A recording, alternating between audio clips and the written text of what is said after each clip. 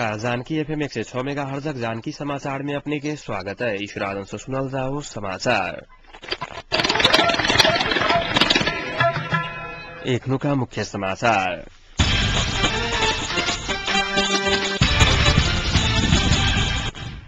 चौदहौं वार्षिक उत्सव के अवसर पर गणेश युवा कमेटी द्वारा वृक्षारोपण कार्यक्रम सम्पन्न। पेप्सन के क्षेत्रीय जमघट आइसा जनकपुर में शुरू। धनसाक लक्ष्मी निवास में एक कार्यक्रम बीच 150 गोटे माओवादी के कार्यक्रम 150 गोटे कालक माओवादी में प्रवेश। जाड़क कारण धनुषा सहित तराईक जनजीवन कष्टकर बने जा रहा। स्वर्गीय पत्रकार सिंह के मां के अज्ञात समूहक धमकी। जनकपुर स्थित विद्यापति चौक स्थित विद्यालय के सनमार्ग विद्यालय के पठन पाठन आई सब बंद। जनकपुर स्थित गणेश युवा कमेटी के वार्षिक उत्सव के अवसर पर 10 दिवसीय कार्यक्रम अंतर्गत आज वृक्षारोपण कार्यक्रम सम्पन्न भेल। कमेटी के 4वां वार्षिक उत्सव के अवसर पर जनकपुर स्थित संकटमोचन देवशरण रामरती उच्च माध्यमिक विद्यालय के प्रांगण में आज वृक्षारोपण कार्यक्रम कयल गेल छन्। कमेटी के अध्यक्ष संतोष शाह के अध्यक्षता तथा जनकपुरक पूर्व मेयर एवं उक्त विद्यालय व्यवस्थापन समिति के अध्यक्ष बद्रराम प्रसाद शाह के प्रमुख अतिथि में वृक्षारोपण कार्यक्रम सम्पन्न भेल। वृक्षारोपण कार्यक्रम में क्लबक पदाधिकारी स्थानीय वासी लगायत दर्जनौं व्यक्ति सबक उपस्थिति रहल छल।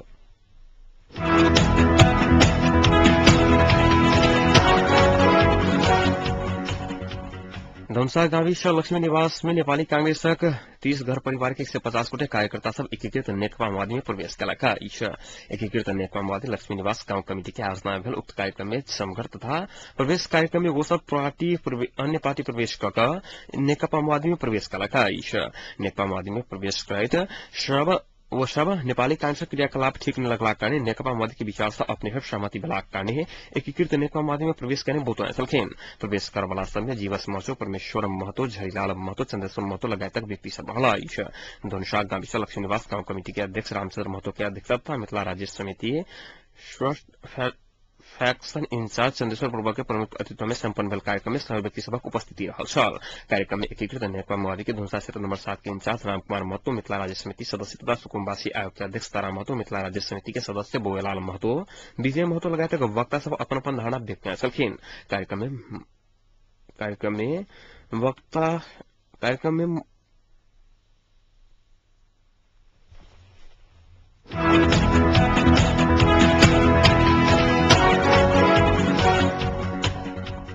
निजी तथा आवासीय विद्यालय अर्गेनाइजेशन पेप्सन नेपालक मध्यमांचल स्तरीय क्षेत्रीय जमघट आइसे जनकपुर में शुरू भेल।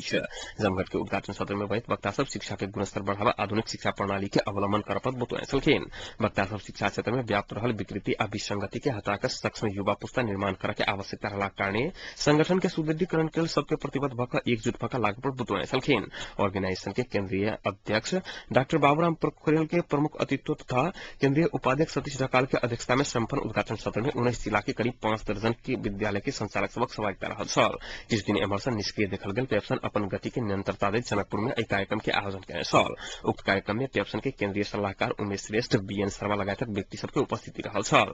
मध्यमांचल क्षेत्रीय स्तरीय जमघट सब बीतल कार्यकाल के समीक्षा करैत आगामी दिनक कार्यक्रम के लेल तय कऽ जनकपुर घोषणा पत्र जारी करैत समापन हेतु पेप्सन के केंद्रीय उपाध्यक्ष सरोज राय जानकारी देने छलखिन।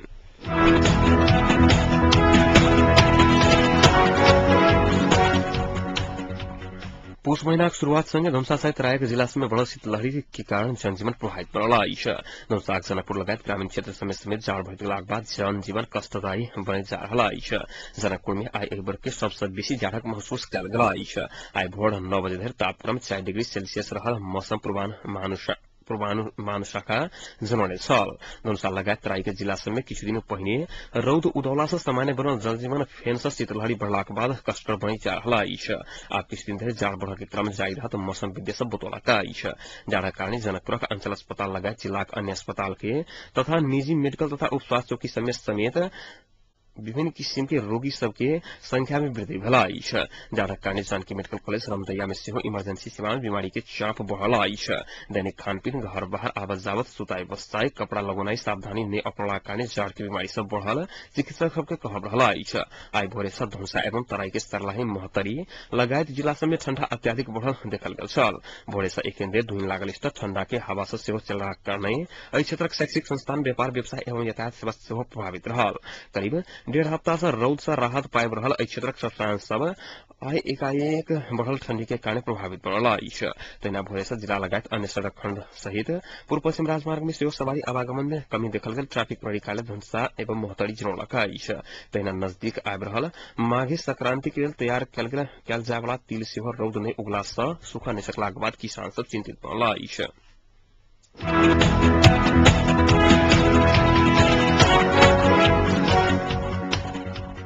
नेपाली सेना के महासेनानी कुमार लामा के बेलायत पुलिस पकड़ाव का मुद्दा चलाउने विषय के राजनीतिक दलक नेता सब आ मानवाधिकार बीच धरी चलल अछि। रिपोर्टर्स क्लब नेपाल आयोजना के साक्षात्कार में प्रधानमंत्री के प्रमुख राजनीतिक सलाहकार देवेन्द्र पौडेल नेपाल में शांति प्रक्रिया निष्कर्ष लागे के अवस्था में रहल समय में ओहि के विधोला के षड्यंत्र भेल दावी करैत ई निंदनीय घटना रहल टिप्पणी कयने छलखिन। नेपाली कांग्रेसक केन्द्रीय सदस्य सुरता कुमार नेपाली सेना से कार्रवाई भ चुकला कारणे स्पष्टीकरण द चुकल अवस्था में लामा के पकड़ाव का देश के आंतरिक मामला आ राष्ट्रीयता ऊपर के आक्रमण भेल बतबैत एहि के समाधान नहीं खोजल गेल त विदेश में रहवाला कोनो नेपाली सुरक्षित नहीं रह दावी कयने छलखिन। नेकपा एमाले के प्रचार विभाग प्रमुख प्रदीप गेवाली सत्य निरूपण आ मेलमिलाप बेपत्ता छानबीन आयोग गठन बनै सकनाय दण्डहीनता बढ़नाई जका घटना से महासेनानी लमा प्रकरण घटल बतबैत नेपाल जल्दीय से तत्कालीन न्याय निरूपण के संयंत्र बना प्रभाव विश्वास दियाका लमा के फिर्ता करपत बतुआए छलखिन।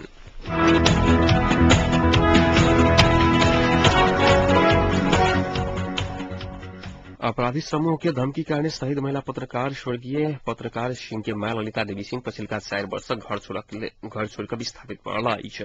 सिंह सिराहा के गम्हरिया स्थित अपने पैतृक संपत्ति के रूप में रहल घर जगह शहीद के थकथर छोड़ के अपन जिसकी बच्चा के शरण में रहत आबि रहल अछि। 2065 साल में पुष 27 गते हथियारधारी आपराधिक समूह से धनसाक जनकपुर में रहल हुनक अपन बेटी उमा सिंह के हत्या के संलग्न अपराधी सब समूह सब बेर बेर जान मारा के धमकी दिलाक कारणे वो विस्थापित हुआ पर बाध्य भेल। स्थानीय बाई सब बतौलक अछि। जनकपुर स्थित रेडियो टुडे में कार्यरत स्वर्गीय पत्रकार सिंह के अपने घर में सांझ के समय में किछु अपराधी समूह सब धरगर हथियार प्रयोग कर हत्या केने छल।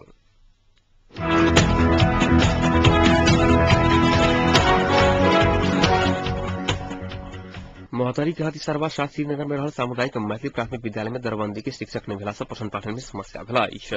2 वर्ष अगाडि दर्ता भ संचार में आयल विद्यालय में मुसहर चमार लगायतक दलित समुदाय के बाल बालिका अध्ययन कर रहल अछि। कक्षा 4 धरि पढ़ाई वाला विद्यालय में 119 गोटे विद्यार्थी सब अध्ययन कर रहल होइतो जिला शिक्षा कार्यालय मोहतरी एक दिन कोनो सहयोग नहीं केने विद्यालय व्यवस्थापन समिति के अध्यक्ष पलोट सादा जानकारी देने छलखिन। खड़ से छाड़ल 4 कोठा के कच्ची घर में चल रहल विद्यालय में पढ़ावत 3 गोटे शिक्षक के गैर सरकारी संस्था रिलेटिव नेपाल आर्थिक सहयोग कर रहल अछि। अपना सबके विद्यालय में शिक्षक डेस्क बेंच आ भवन के लेल शिक्षा कार्यालय के बेर बेर आग्रह केने होइतो कोनो सुनवाई नहीं भेल। अध्यक्ष सादा बतुआए छलखिन। श्रीनगर गांव में 50 घर से बेसी दलित के बस्ती रहे अपने सब भौगोलिक रूप में पिछड़ल ठाव के बासिंदा भेलाक कारणे राज्य प्रदान करय वाला सुविधा सब वंचित होबय वाला स्थानीय बासिंदा सब उपराग व्यक्त कयलक अछि।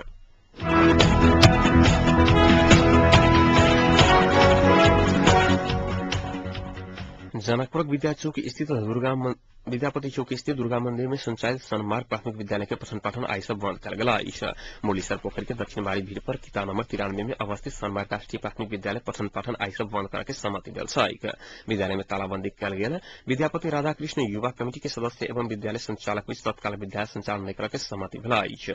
जिला प्रहरी कार्यालय धनुषा प्रहरी निरीक्षक गोविंदपुरी के उपस्थिति में संपर्क विमर्श में तत्काल विद्यालय संचालन नहीं करबाक लेल दुनू पक्ष बीच सहमति भेल अछि। एहि सँ पहिने पुनरावेदन अदालत जनकपुर से दुर्गा मंदिर आ राधाकृष्ण मंदिर के अस्तित्व मेटावसन कोनो काज नहीं करबाक लेल अंतरिम आदेश सेहो देने जारी भ चुकल अछि।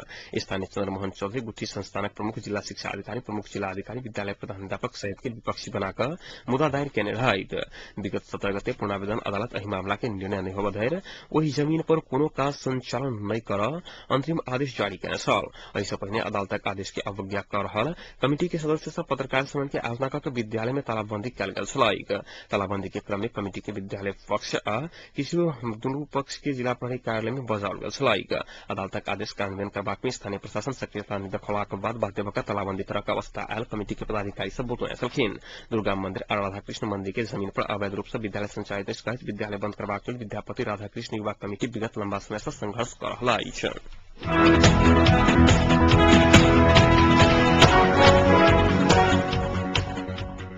महिला ऊपर के हिंसा रोका अनुसंधान प्रभावकारी बनाबो ऊपर जोर देत कड़ा कार्रवाई हुआ के मांग करते अधिकार कर्मी सब आईसीओ प्रधानमंत्री निवास अगाडि धरना देने छल। बेर बेर दबाव देने हुई तो हिंसा घटना में कोनो कमजोरी अनुसंधान बेला से दोषी ऊपर और मौका पाने कहत अधिकार कर्मी सब सरकार के ओहि प्रति ध्यान आकर्षण करावा के दबावमूलक कार्यक्रम कर रहला अछि। एहि बीच हिंसा घटना में भेल अनुसंधान के अनुगमन करब बनल समिति अनुसंधान के क्रम के निरंतरता देलक अछि। काठमांडू अनामनगर के सरस्वती सुवेदी के सबके पुनः पोस्टमार्टम भेल अध्ययन के क्रम में घटना समय से अध्ययन भ रहल अनुगमन समिति के सदस्य रमेश ठगल जानकारी देने छलखिन। तेना समिति के टोली शनि दिन 12 जा बिंदु ठाकुर के हत्या बारे स्थगन के अनुमति केलक अछि।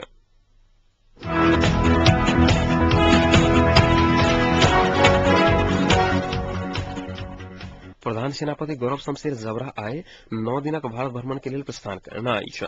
भारतीय स्थल सेनाध्यक्ष विक्रम सिंह के निमंत्रणा में सेनापति जबरा आए भारत प्रस्थान करने सैनिक जनसंपर्क निर्देशनालय जनौलक अछि। भारत रह के क्रम में भारतीय राष्ट्रपति प्रणब मुखर्जी प्रधान सेनापति जबरा के भारतीय स्थल सेना के मनार्थ महारथी के दर्जानी चिन्ह से सम्मान करे के कार्यक्रम छनि।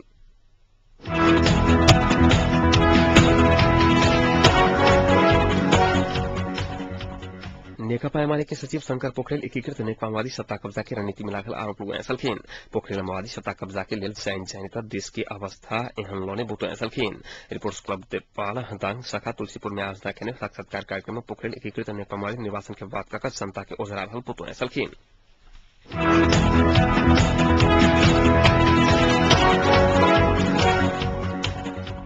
अब अंतर्राष्ट्रीय प्रसंग।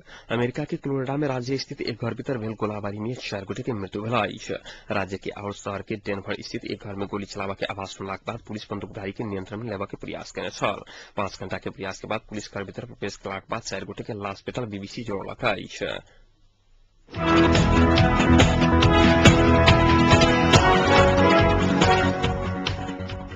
भारतीय सेना कमिश्नर के रहल पाकिस्तानी सेना के एक पोस्ट में छापामारी कर एक सैनिक की हत्या कलक अछि।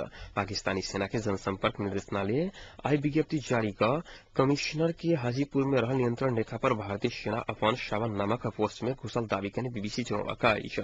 पाकिस्तानी सेना द्वारा जारी विज्ञप्ति में भारतीय सैनिक के आक्रमण के एक पाकिस्तानी सेना के मृत्यु भेल आ दोसर एक सैनिक गंभीर घायल भेल बतौलक अछि। कश्मीर के भारत तथा पाकिस्तान अपन भेल दावी करैत बतबैत आबि रहल अछि। कश्मीर विवाद के कारण लगभग 60 वर्ष जारी द्वंद्व अंत्य करते भारत और पाकिस्तान सन 2003 में युद्ध विराम करने छल। पाकिस्तानी पोस्ट में भारतीय सेना आई कहने आक्रमण आणविक शक्ति संपन्न दू देश बीच के तनाव बढ़ सकबाक अलल जीरा जनौलक अछि।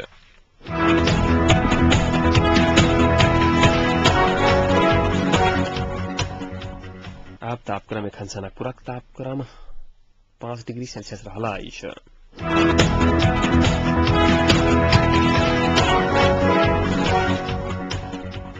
प्रमुख समाचार अंत में पुनः एक बार फिर से।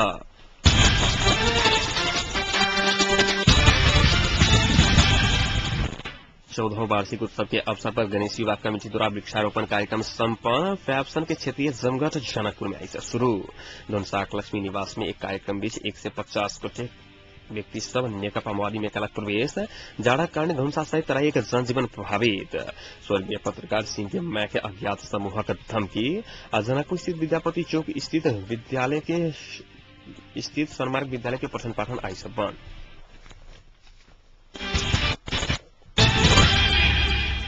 अहिक संग आज गुलान की समाचार एतै संपन्न होते। समाचार कक्ष संपूर्ण सहकर्मी के संग हमरा सन आज्ञा चाहब। समाचार दोसर बुलेटिन के संग काल्हि उपस्थित रहबेटा करब। तादेर के सुनते जान के फेम 106 मेगाहर्ट्ज। नमस्कार सुगाय।